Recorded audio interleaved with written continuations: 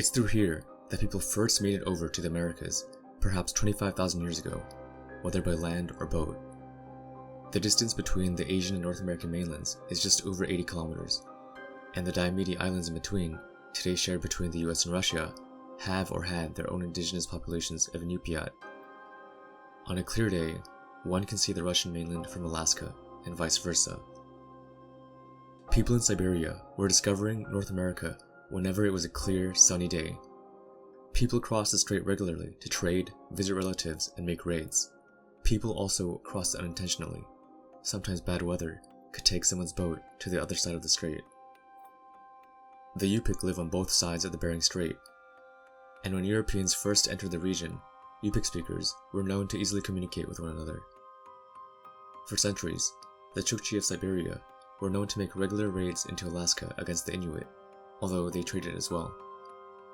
A war party would have hundreds of canoes and up to 1,000 warriors, and in the winter, when the strait was frozen over, they would attack using sleds as well. The last one took place surprisingly recently, in 1947, with dozens killed. I think it's probable that warfare in the region started before Europeans arrived to start writing about them. Rather than seeing this region as Asia versus North America, terms which should have been foreign to the indigenous peoples of the area, try reorienting yourself to thinking of this place as a single region, that of Beringia, or the Bering Strait region. Your perspective will greatly change. Eventually, millennia of Bering Strait crossings would come to a close, as the indigenous peoples of the area were brought under greater Soviet and American control, and the Cold War made the division between Asia and North America real for the first time for these peoples, by creating a new border where previously there had been none.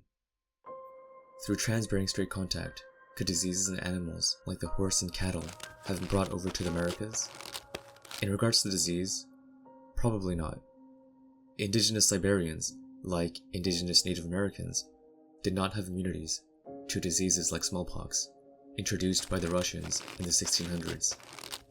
Smallpox killed 80% of the Saha and Evenk populations in the 1650s, and 44% of the Yukagir population in the 1690s.